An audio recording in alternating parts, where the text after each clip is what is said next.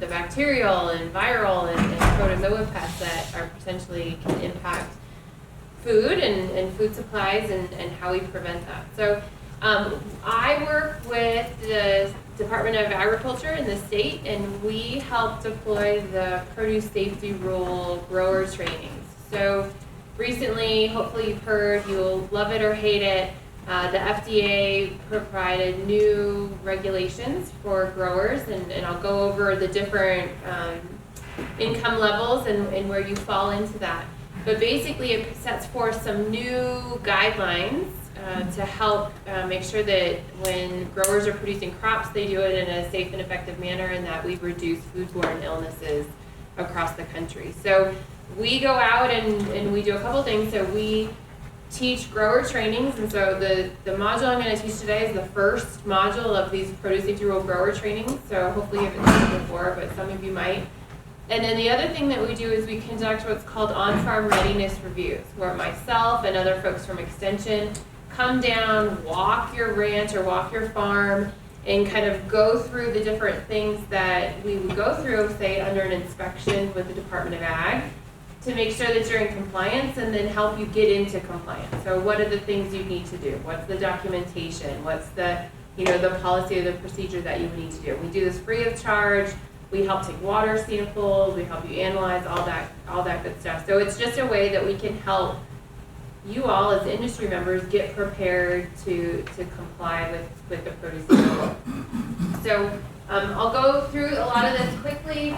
Here's some of the learning objectives. I won't read through all of them, but basically the overall goals is to think about where pathogens are coming from in a farm environment, how we mitigate those from transferring onto our produce, and how do we prove we've done those mitigation measures, so that if you have an inspector that comes onto your property that has a question about something, you can say, this is the thing that I did to prove that I'm managing it to my best ability. So, oftentimes, we think about the different types of pathogens and bugs that we're concerned with, and I'll go through some of those as well. So obviously you guys are the boots on the ground. You're the ones that are right next to your produce. You know the ins and outs of your property. You know where there might be animal issues. You know where there might be soil health issues. You know where, which crops grow well in which locations. You know all the things. We coming in from the outside don't know all of those things, right? But you're the ones who have most likely opportunity to influence change and to make sure that produce that you're growing is safe. So actually, as a reminder for me, can we just call out some of the produce that I heard apples before? No, not apples. No longer. They're no all longer. dead. Okay. What kinds of produce are anyone growing in this room? Anyone? I grow some onions and Onions? some garlic.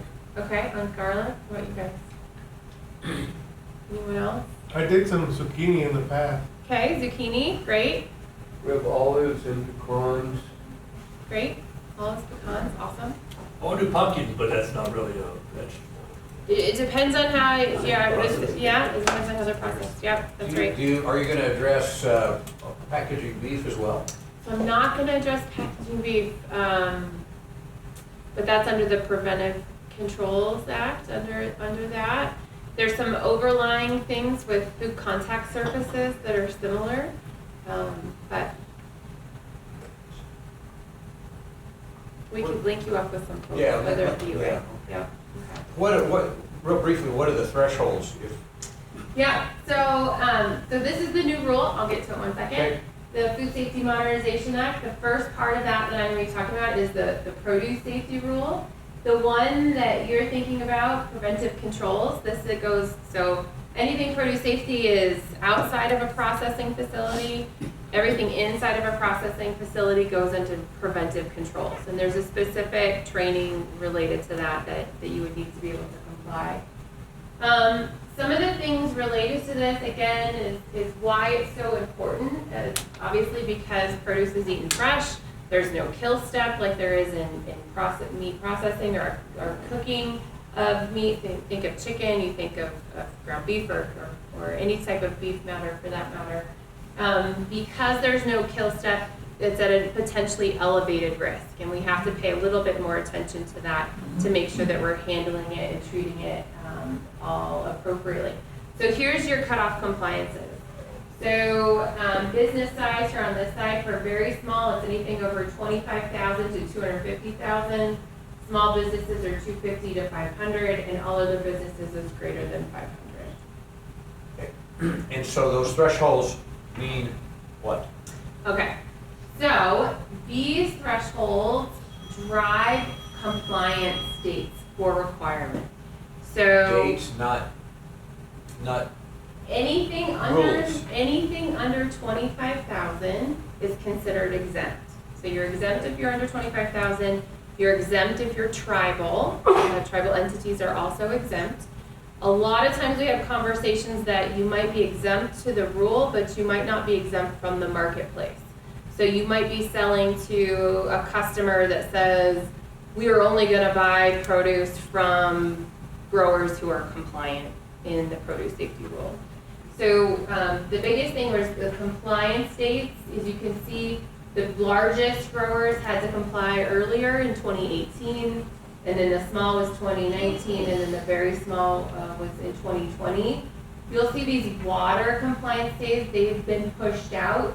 For very large, it just happened, 2022. However, there's still some pending language related to that. So that's been pushed again after that. And small was 23, and then very small was 2024. If you're growing sprouts, the compliance dates were almost immediate for the water. So they wanted to make sure that if you're doing sprouts, because sprouts are a high-risk commodity group, that they would be under compliance first. So those are what the dates mean. Those are what the sizes, farm size mean. So why do we care so much about produce? If you follow the news, right, these are just breakdown from 1996 to 2014. This is the FDA outbreaks linked to produce, and you can see the different commodity types. We do a lot of work with leafy greens growers because you see this very large percentage of the pie that is tied to outbreaks related to leafy greens.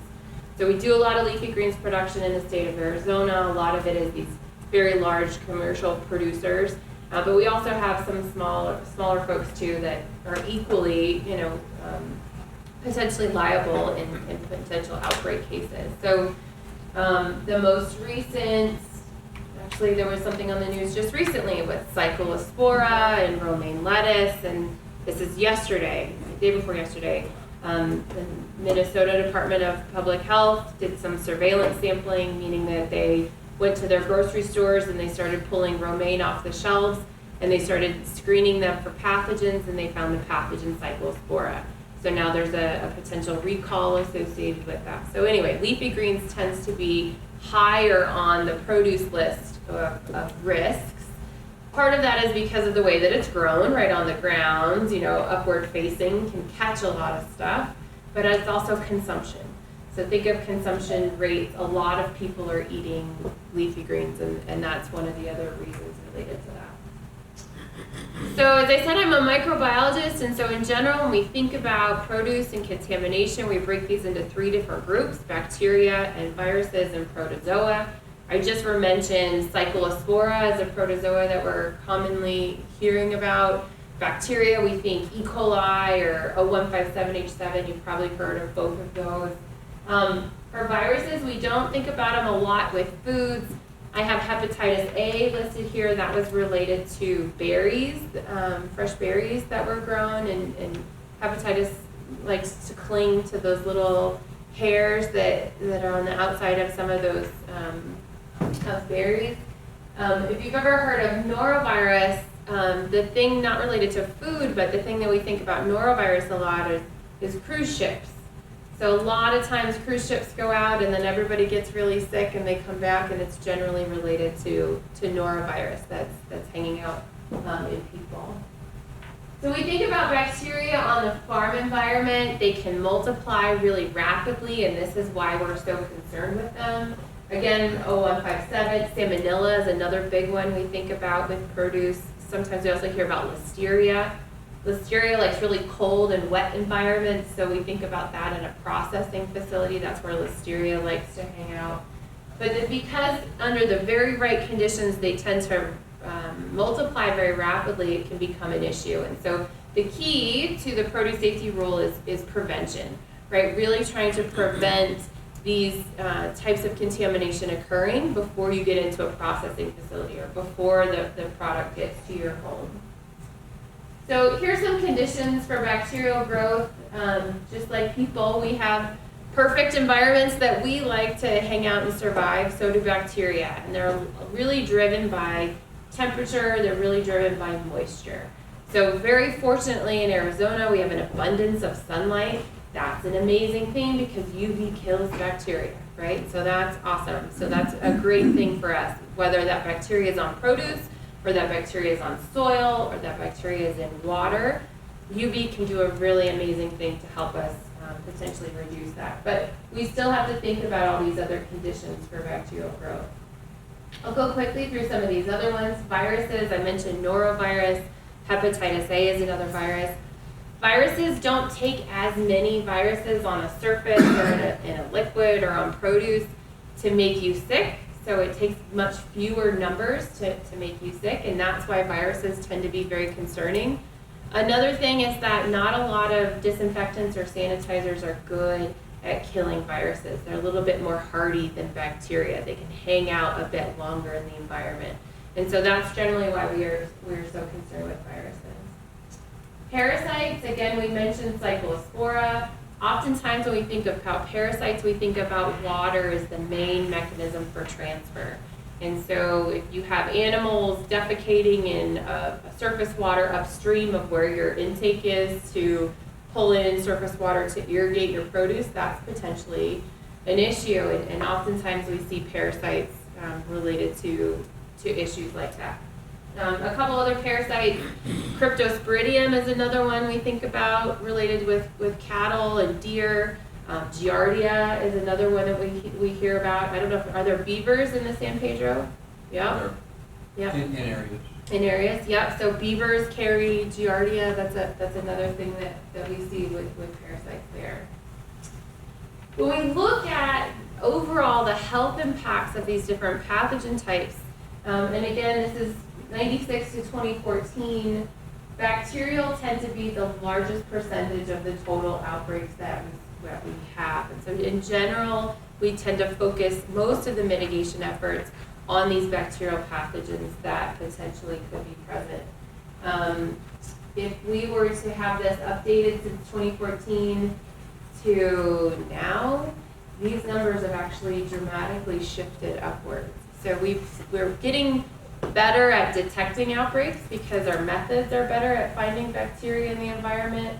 Our methods are also better at, like, I go to the hospital because I'm having diarrhea and vomiting. They're better at figuring out what bacteria caused that, or what virus caused that, or what protozoa caused that. We didn't used to be as good as we are now at figuring that out.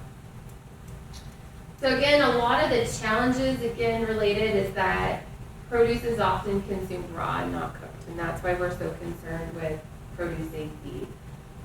Also, we can't necessarily control, right? We can't control the environment. You're growing something out in the environment and you can control the inputs that you're providing, but you can't control the bird that flies over that poops on your crop or that hangs out in whatever animal that also uses your water source upstream. And so there's only certain things that you can control. And because of that, produce is obviously heightened. So I'm a water quality specialist. I think a lot about water as a potential route or a potential source, root cause of contamination into produce, but there's a lot of other things we also need to think about. So obviously water, animals we mentioned as another one. Soil and soil inputs, if you're using compost, for example, or manure, those are also issues potentially related to pathogens. So it's important to think about additional inputs related to that. And then the people. So if it's yourself or if you're hiring workers or you have large crews or one person, that's another super important thing to think about. We all carry diseases. I think the last couple years have really heightened everybody's awareness about the potential transfer of viruses between each other or other things. And so that's why we really stress washing hands, right? And the reason is to prevent me from going up to Trent and shaking his hand and me giving him some, crazy, bacterial infection. Let's hope that never happens. But anyway, it's important to also think about the role of people and their potential for transfer around. I'd say lastly, we also talk about animals, and we talked about wild animals a bit, but also domestic animals as well. So we've been on a number of farmer ranches, and it's super common practice. You've got your farm dog in the truck, and they follow you around everywhere you go, and they jump out and they're walking the field with you. Maybe that's not the best practice any longer, right? When we think about potential animals and their ability to pull pathogens in on site. We've done a lot of work with folks that are doing both farming and ranching side by side, and you can do it highly successfully. You just need to make sure that you've got some really clear lines where the goats aren't gonna walk through, places where you're growing certain produce, or that if you go out to clean, the chickens out in the morning, you wash your hands, you change your boots before you go into harvest produce. So there's really simple things that can be done to help mitigate that potential transfer. So thinking of people, we just talked about people because they're handling things. A lot of times what we also look for with people is if we have harvest crews that we're working with, we pay attention, obviously, did they wash their hands? But what happens if they're going to and from the field to the bathroom a lot of times? You're using the bathroom a lot of times. Maybe you have an upset stomach, maybe you have a bacterial infection, maybe you have diarrhea, something like that. That's something that we now train growers to pay attention to if they're working with folks.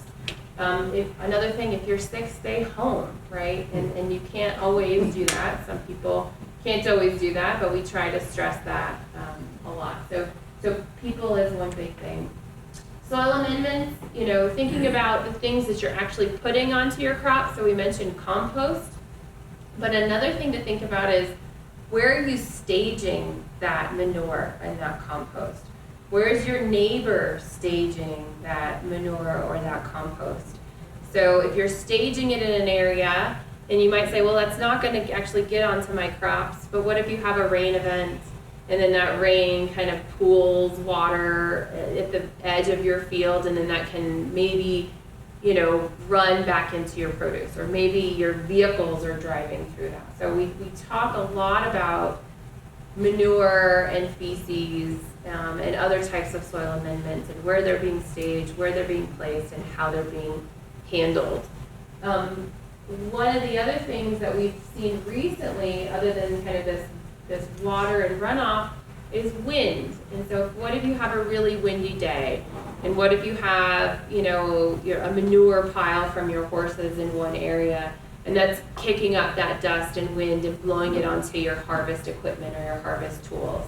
That's a potential way that you could transfer pathogens from the manure to those harvest tools onto the crop. So really trying to stress thoughts about how you're handling soil amendments and where those are. Animals, we talked about this briefly, so both domestic and wild. We do a lot of work with our game and fish department to identify animal intrusion events. We have an amazing tool. I wish I would have brought it today, but I'll send the link. It's an animal scat guidebook, so that helps you look at the feces and say, well, who was here before? And we also have tracks related to that too, so that can potentially help you narrow in on some of those animal pests that might be present. And then obviously water. So for water, we touched a little bit on water and upstream of an irrigation, but think about all the different ways that you guys use water. So obviously irrigating, maybe there's frost protection that's involved, maybe there's cleaning and sanitation, equipment or tools, movement of water, we're thinking with dunk tanks or a flume or something like that. We also think about flooding. So, if there's a flooding event, and that rarely happens in Arizona, right? We don't have to have as much water available for flooding. But any way that you use water on your farm are ways that you potentially could create a cross-contamination event. So it's really important to think about your water. And then lastly, surfaces. And so most of the times we're thinking of non-food contact surfaces and then food contact surfaces. Food contact surfaces are going to be the ones that are the ones you need to pay most attention to. And that's really related to cleaning and sanitizing of those surfaces before produce can touch those surfaces. I don't know if you all remember the Jensen Farms issue with cantaloupes a couple years back. There were cantaloupes in Colorado that they were harvesting melons and they were putting them onto a trailer, and the day before that trailer was used for potatoes, and then they had raw manure in it as well. So it wasn't an issue with the cantaloupes or how they were grown, it was what they were putting those cantaloupes into. And so we do a lot of work with talking to folks about how to clean, how to sanitize, thinking about where the equipment or those bins or tools have been before, what those surfaces look like. And unfortunately, a lot of equipment and tools weren't necessarily designed to be easily cleaned and sanitized, right? They design a piece of equipment for its job and not necessarily for our ease in being able to clean or to sanitize that. So we've seen this shift in potentially looking at reusable cartons or reusable totes or different things like that. What are those materials? Is it cardboard? That's disposable. Is it plastic? That can be cleaned and sanitized. Is it wood? Wood isn't the best for cleaning and sanitizing. If you think it's porous, it can chip off and break, water and other things can hide in some of those niches inside that wood. So we recognize that it's a huge cost related to the types of equipment that you use and the types of bins and totes and everything else that you use, but it's something to think about. How do we clean them? How do we sanitize them? What was on that surface beforehand. An important thing related to cleaning and sanitizing is that you cannot sanitize a dirty surface. So the first part of cleaning is to get rid of the debris, get rid of the dirt, get rid of the organic material that's on a food contact surface or a bin or a tool, and then to come in after you've cleaned that, adequately clean that with a sanitizer, right? So just like a pesticide, using it according to the label, looking at the contact times that they say. So if you're using chlorine and you're doing a dip, for example, a dip with chlorine, oftentimes they say 30 seconds at this temperature and you're good to go. But make sure everything's clean before you sanitize. So that's a really, really important thing to think about. So obviously produce safety begins with your commitment. I said this already a bit in that you are the ones that are boots on the ground and you see your farms, and a part of that is us being able to come out and support you and being able to comply with the new rule. Here we look at the Produce Safety Alliance is broken down kind of the steps to produce safety and where would you start, right? So if you were starting a brand new food safety program or fresh produce safety program on your farm, where would you start? So the first would be assess the potential food safety risks. So walking your farm or ranch, identifying what some of those hazards are. So that would be making a list, drawing a map. That would be kind of the first step. The second would be try to implement practices to reduce that potential transfer of that hazard onto your produce. The third would be some sort of monitoring practice. Is that taking a water sample? Is that visually looking to see that the manure is where you say it is, a fence is in place, that animals are excluded from your surface water source? Those are all different types of monitoring activities. The fourth is corrective actions, and so this is a big thing with the produce safety rule. So if you notice that something is wrong, you fix it with a corrective action, and then you document it. You say that you fixed it. If you follow that process, then you're completely fine, you're golden with respect to the produce safety rule. So the problem becomes is when you do a corrective action and then you don't document it, then you can never prove that you actually did the thing that you said you did to fix the problem. And so that's a huge thing, is this documentation and then record keeping. So, assessing risks. Again, boots on the ground. Thinking about fecal contamination, thinking about where your water is being used. If you have workers, do you teach them how to wash their hands? So these are all kinds of things, thinking about potential hazards and assessing those risks. And then knowing what you would do if you did identify those risks.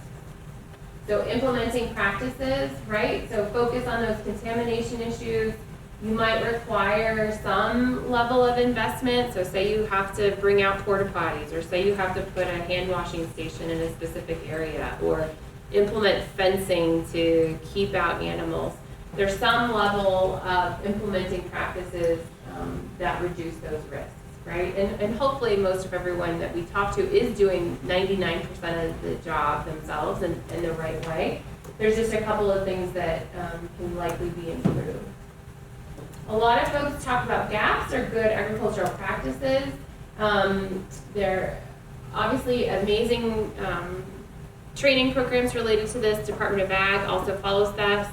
The GAPS program have been married up and co-aligned with the produce safety rule. So if you're following GAPS, then you're also in alignment with the FDA produce safety rule. So some of the key areas in GAPS training are worker training, water monitoring and testing, manure and compost management, wildlife and animal monitoring, and then what kind of sanitation programs that you may or may not have or employ. Another thing that Cooperative Extension also does is we assist people with writing SOPs. So if you ever have people who are working with you or for you, or if you need to prove that you said what you did, it's important sometimes to have drafted standard operating procedures, or SOPs, that you can say, okay, step 1, we cleaned with potable water. Step 2, we sprayed with a sanitizer and let it sit for 5 minutes. Step 3, we provided a rinse, something like that. So something that can be gone back to time and time again and followed by you, by your neighbor, by the people that work with and for you. It's just a way to help ensure continuity between the processes that you're doing. So it's really great to also think about things by listing those supplies and listing where they've come from. So think about sanitation. Where did you buy your chlorine? Where's the bottle stored? What is the lot number? All of those things can kind of help protect you in the event that there was an issue or potentially a deviation from that. Monitoring is a big one for us. As I said earlier, we do a lot of water quality monitoring for growers. So we'll come out, we'll collect water samples from groundwater or surface water, and specifically under the produce safety rule, they call out looking for generic E. coli, so Escherichia coli. And they have certain levels, certain concentrations that are allowable in surface waters or in waters used for produce production. And so it's really important to know what your water quality is, to know that if you're within those thresholds and you're in compliance and can move on, or if you're not. So if you're on a well, that looks different. Testing requirements, you don't have to test as often. So the current language says if you're on groundwater, you have to take 5 samples the first year and then 1 additional sample each additional year after that to prove you're in compliance. If you're on surface water, it's 20 samples in a period of 2 to 4 years, and then an additional 5 samples after that. And so one of the big concerns related to that is cost. It's expensive, well, not super expensive, but it's $20, $25 a test to be able to conduct an E. coli sample. And one of the things we can do at the University of Arizona is we can come out and do that for you, provide you the results, so you guys can use all of that. So if anyone's interested in water quality testing, just let us know. We're happy to come out to grab samples and to make sure that you're in compliance or can become in compliance in the future. I mentioned this, corrective actions. It's really important to kind of establish a list of corrective actions before you actually need them. So we got a porta potty that turned over on the side of the field. what is my corrective action to do? Like, it can happen. We've seen high wind events. We've seen trucks backed into them. So what are you going to do? Are you First, going to let the guy out. Well, let's hopefully wash him off. Yeah. Send him home. Get him That's some the new first clothes. thing. Step one. All right, sounds good. But then, was it full? Did it spill? That might be. And then it might require some short or long-term planning. So short-term in this case would establish sanitation programs, and then the longer-term replacing that equipment over time. So it's not always a porta potty flipping over. It might be that there's no toilet paper for your people to use in the bathroom. Well, what's your corrective action? Replace the toilet paper. What are you going to do more often? Check on it daily or something like that. So it can be very simple, straightforward corrective action. As I mentioned before, right, record keeping is really the key and the most important thing related to being in compliance with this new produce safety rule. Again, if you come out or an inspector comes out to inspect your farm or ranch, if you don't have adequate records, you can never prove that you actually did the things that you said you would do. So under the training that we conduct now, we have templates for everybody to follow. You can copy them, you can rip them out of the notebook, you can write them on a sheet of paper. It doesn't have to be pretty, but as long as it's legible and someone can understand, I conducted a training on this day on how to wash hands with these people and made sure that they were doing it correctly. Something very, very simple, very, very straightforward. It should be convenient, right? If it's challenging, nobody's going to do it. If it's pages and pages of documentation, nobody's going to fill all of that out. So you want it to be quick, you want it to be straightforward. A requirement under the produce safety rule is that any kind of documentation or record keeping, all those records have to be kept for 2 years. And after 2 years, you can take them to the recycler or throw them in the bin or have a bonfire, whatever you want. But in order to be in compliance, if you were to have an inspection, they could theoretically ask for the previous 2 years worth of documentation, and you should be able to provide that to them. So some of the benefits, you can help to verify that those practices were done properly, right? You can make sure that everybody is sticking to some of those food safety policies or procedures. I think that's great in some of these circumstances. Sometimes if you've got enough data over time, you can start to recognize deviations, or you can start to recognize certain places in your production continuum that have issues or have problems. And so it's important to think about some of that as well, and how documentation and record keeping can help identify potential problems before they get too big or before they get too manageable. And as I said, they might be required obviously for the produce safety rule, but if you have any third-party customer audits that are required. So we see customers requiring more and more over time, and that's something to also think about. Again, just record keeping basics. Jose talked about some of the apps that are available. There's a number of different apps that can help you with record keeping and documentation. It can be as simple as a piece of paper and a pencil, right? As long as you're able to keep that. Dependent upon where you are and where you're using it, you might have to have waterproof protective sheets if you're in a processing facility and if you have water, or you're in an indoor building or a slaughter or something like that. Super important to think about. Some of the really important things too might just be like a temperature, like a thermometer, right? To ensure that you have storage at a certain temperature over time. So it doesn't have to be complicated. It can be really easy. So really, when you're thinking about record keeping tips, it's important to think about when does it need to be recorded. So like the who, what, when, where, why, right? Thinking through all of those things. So who is in charge of documenting it, right? If you've got all the things that you want to document, but you never identified who is the person that's supposed to document, then that could be a problem because it never gets done. And then how often? Is this daily? Is this weekly? Is this monthly? So again, just thinking through those steps and thinking about what makes the most sense for your farm.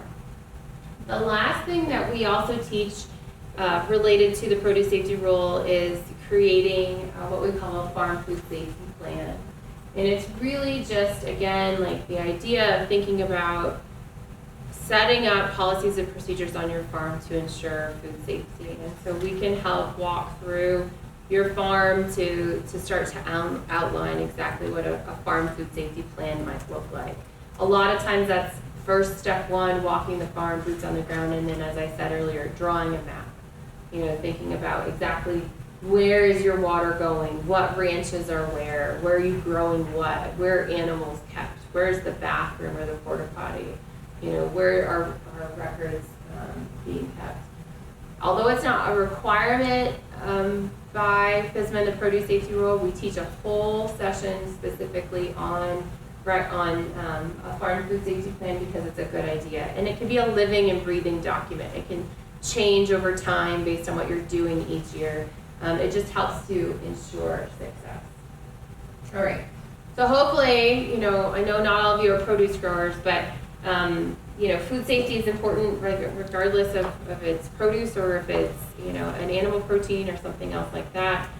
You know, there's ways that you can prevent contamination and cross-contamination, and it's largely related to people and water and workers and animals in and around your produce. So there's all different ways that you can identify that. And so hopefully I've given you some ideas of things to think about as you move through. You know, hand washing is like the #1 easy way to help prevent produce contamination. So hopefully you've got a couple of things to think about. I'd be happy to answer any questions. I do have my email up there. If you're interested in an on-farm readiness review or interested for having us to come out to collect water samples, we are happy to do any of that at any time. We get down here, you know, all the time, and it's free of charge for us to be able to do that. So anyway, I will go ahead and end there. Questions, concerns, thoughts? Your water quality testing is tied to produce basics? Yeah, it is. Yep. So we can't ask you to do water quality testing for other purposes? What are your other purposes? Drinking water, we could test it if you're interested in, yeah. Well, we just bought this place and it's got two wells. Uh-huh. I would like to have the water tested. Yeah, we can come out for sure. We can do the microbiological analysis, and then we can help find some places for other, like if you wanted arsenic or heavy metals or other things like that. There's other labs and resources that we can hook you up with. But if it's on the micro side, we certainly can do that for you, for sure. Yeah. You're just looking for E. coli?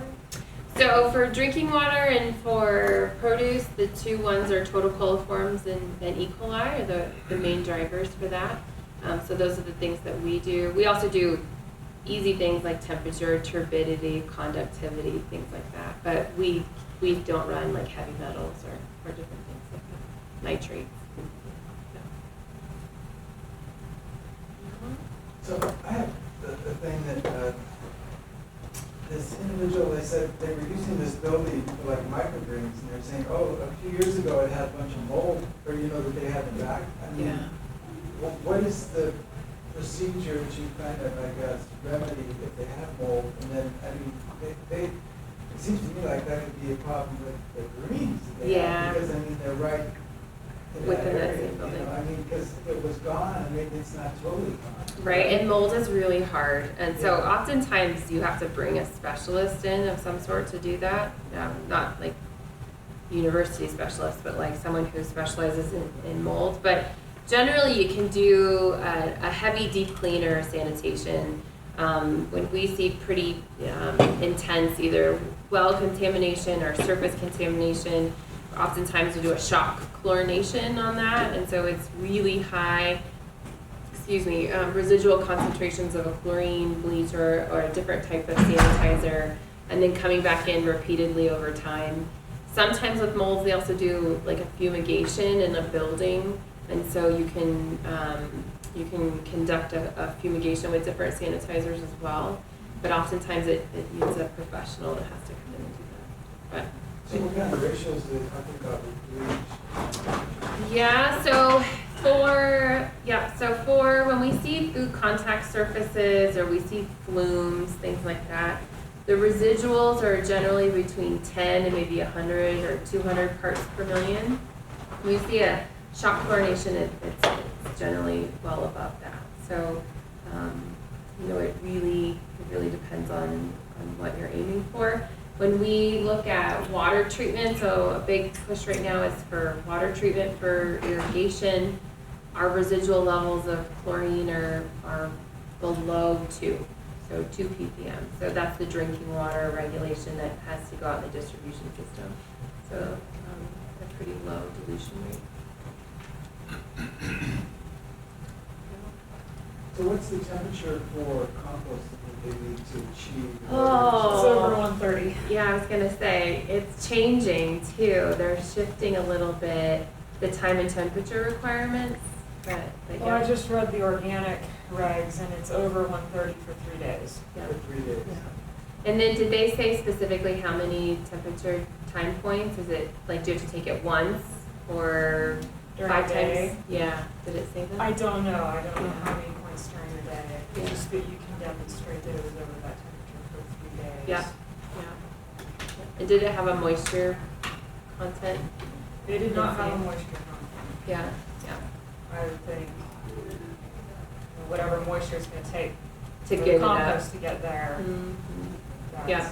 If you're getting the temperature, they probably don't care. Yeah, yeah. We have another specialist in Yuma. His name is Robert Masson. He just recently put on a composting workshop for compost producers to talk about time and temperature and turning and some best practices about depth to take temperature and location in the static pile and all of those things like that. And it was a really great kind of learning experience and workshop because I think what we're learning is not all compost is created equal, depending upon who's doing it and where they're doing it and what their source material is. And that can be challenging from a food safety perspective to make sure you're knocking down salmonella or E. coli to where they need to be. Yeah, if it's done properly, it should be one of the cleanest things on your farm. Yep, absolutely. Yeah, if it's done properly. Yeah, I think that's a great point. Yeah. Another thing like I talked about with staging is, staging manure before they're creating their static piles, and that can be an issue. We've seen cross-contamination issues, right, with tools and equipment that are used on finished compost and on manure. So we recommend people, spray paint, tag off, label, whatever tools that this is for raw manure and these are for compost. What was in the story about the cantaloupes? What was the contaminant that they thought came out of? I'm assuming that was steer manure in the. Yeah, so it was salmonella. It was a salmonella issue. Yeah. Mhm. Yeah. Yeah. And it was simple enough, right? They just were hauling with the same equipment and didn't do a thorough enough clean and sanitize in between, and unfortunately transferred all of that onto the cantaloupes. But because you eat the fruit inside, it can still get inside? So, a couple things. So, one thing is if you're like netted melons, like to hold on to bacteria a lot because, their surfaces are like that. So, there's all those grooves and places for bacteria to hide. So, that's the first thing. The second thing is if you're cutting from the outside to the inside, you can bring that bacteria that's on the outside inside to the fruit. And then there's been some other things if you have produce that's gone through a flume or a dunk tank, things like that, through those, I'm going to say it wrong. Anyway, through the cut end or through the end where it was attached to the vine, you can have, depending on temperature, some of that will seep back into the fruit that way. And so there have been some really beautiful studies done where they've put dye in flume tanks at certain temperatures, and they've taken melons and apples and other produce through and then cut them in half, and you can see where all of that's kind of transferred and moved into the Wow. fruit. You think you're cleaning it and you're actually. Well, and you're making it worse, right? And it's temperature dependent a lot of times, or salinity sometimes too. So sometimes it's better just to not, to not add an additional potential with water. Water is so great in some circumstances, but not great in others. Have you ever done that with eggs? No, but I bet it would occur, right, with washed eggs? Yeah, that makes sense. Porous surface. Right, because they say, right, for unpasteurized eggs, like, don't wash them, like, don't touch them, just let them be. Yeah. They're naturally protected. Yep, exactly. We screw it all up when we. I'm from the government, I'm here to help. Oh, yeah, I've heard that a lot. Sorry. I know. You were very. We help them. We help them. We help you. But, all right. Well, thank you guys so much. If you guys have more questions.